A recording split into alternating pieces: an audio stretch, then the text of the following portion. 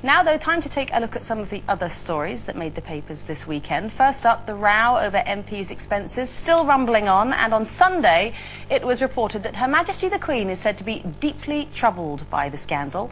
Today, one paper is calling on Gordon Brown to ask the Queen to use her powers to dissolve Parliament, whilst others, including London Mayor Boris Johnson, are saying that Scotland Yard should now step in. So what do we think? Is it a job for the police or the Queen? Two things here, actually. There's no point in her really intervening because she doesn't have any real power. Obviously, like you just said, she has to wait for Gordon Brown to say that's not going to happen. But unlike in Thailand, where they have huge respect for the monarchy, everybody reveres him really high. They don't here. So, you know, there would be no point. And the other reason there's no point in doing that is because they're all still there. You know, so if something seriously has to be done about the people who are genuinely defrauding the taxpayer and the taxman at the same time, because, you know, we would all suffer. We would all get done for criminal offences if we'd done it, and they just seem to think, you know, if they pay the money back, it's all over. And I think it's much more complicated than that. We really have to get rid of the bad ones before we can do anything at all. Just pick up and say, I think people do respect the Queen, but I just think she's been marginalised. No, but enough people would, but she's been marginalised enough. Somebody's got to stand up, and there isn't anybody, so yes, have the police. But it's interesting to point out, actually, that 300 years ago, Oliver Cromwell said to his Parliament, God is your gold. Is there a man among you that has the least care for the good of the Commonwealth? And he got rid of the lot of them. Yeah. So yes, please. Exactly. Bring back Oliver Cromwell. Bring back Oliver Cromwell. It's not a good look, though, is it, that Roundhead business? I know it doesn't. It's not a terribly well-informed view, but I was shocked that she is as shocked as us. I mean, I know that she doesn't have any real political power. There's nothing she can do, but he has to go and visit her every fortnight, doesn't he, Gordon Brown, and bring her up to speed? He's not going to say that. But does she not bear some kind of responsibility for keeping, I don't know, a check or something? What's the point then? What's the point of her being involved at all? Because the royal family, they don't have that kind of power anymore. We can't look to them for that. I mean, the point is that he has to answer to her though every week. He still has to go and tell her what he's up to. But she can't really. I know. I just think this is such a. I think it's so enormous, isn't it? This has driven such a rift between Parliament and the common man, which is us. And I don't quite know... What are you calling common? Yeah. I don't know how we're ever going to heal it. There's got to be... They've got to wipe the slate clean. How do they do that? We have to have a clear out. We have to get rid of them. This is fraud at its worst point. Can I just say, I don't think anybody should be shocked, because it has been going on for a long time, and we've known for a long, long time that MPs have been profiting from second homes. Not all MPs. Which they may be. And we have to say it's across the board. It's across the board this is touched. But this isn't a system that they developed, that they allowed it, they made it so that they could abuse it quite easily, and there's a lot of people involved in doing that, but that's been known for a hell of a long time. But people weren't that bothered because everybody was well off. House prices were going up, everyone was happy, everyone was making a few Carol, but no one now knew. We've got a recession and everyone is in trouble and everyone's struggling. It's great. I love it that everybody is really upset about this. It's brilliant. The truth is out. Yeah. You know, it is enough to drive you to drink. Talking of which, next, this set of pictures is causing quite a storm. Captured over a period of time in Cardiff, these were taken by a Polish traveller who wanted to get a few snaps of local life during his stay.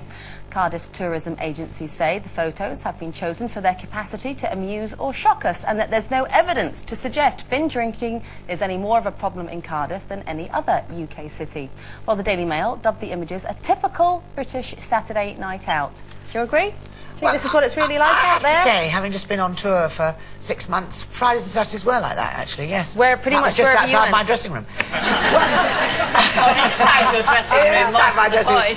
Yes, I must say, I used to dread walking back to wherever we were. I'd try to be as close to the theatre as possible and walk home. And the difference between Monday, Tuesday, Wednesday, Thursday, and when they all come out Friday and Saturday, and it is sad, and it is there, and I don't know, we all know what's got to be done about it, really, and it's a big, huge problem. And I am a bit ashamed, because, you know, you go to a lot of cities in Europe, and it isn't like that. I'm not against people. I think people should go out if they want to get drunk.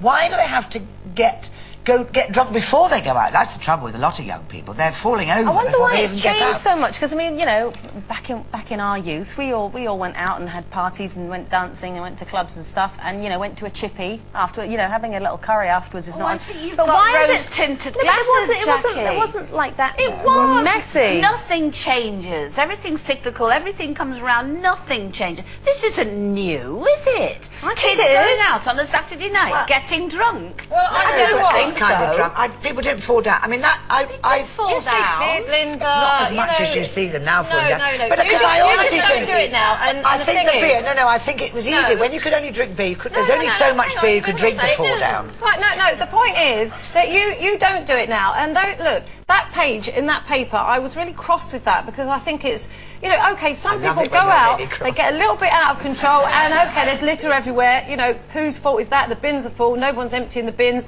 You know, I just think that is hugely damaging to a nation. You can't write off a whole nation because you've got one page in the paper because some guy took some photographs over a few weeks, not Years. you know, We yeah, talk a about long it a time. lot, though. We do talk A about long that time. kind of binge Of course drinking we do. culture that seems to have permeated But society. no, everyone goes, oh, come on, let's do this. Let's put drink up. Let's put tax on drink so that, you know, poor people can't afford to drink. Let's do this. Let's stop the pubs opening until God knows whatever time. But nobody is addressing the root problem, which Lynda just said. You know, young people getting really, really drunk before they go out. And we never used to do that. No one used to do that. And now, for some reason, they feel like they need to do it. And I think, you know, someone's got to look at that rather than printing pages of people just falling over and making out that the whole of this country is like that, because it's not. Some people like to go out and have a drink at the weekend. So what? Some people like to stay in, though, and watch But they Eurovision do. Song Contest. Yes, they do.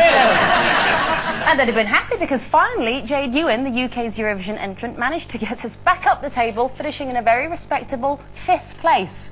Considering we came bottom last year, it was a marked improvement. So do you think we have something to be proud of? Do you know, I never watch it, but I did watch part of it this year, and I thought she was great, didn't you? I felt proud, didn't you? You know, she came 5th, for goodness sake. And it was the most incredible spectacle. Did you see the swimming pools coming down from the ceiling?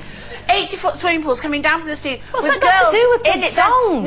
No, but it was a spectacular, it's entertainment, it's a show, for goodness sake. And that's what was exciting.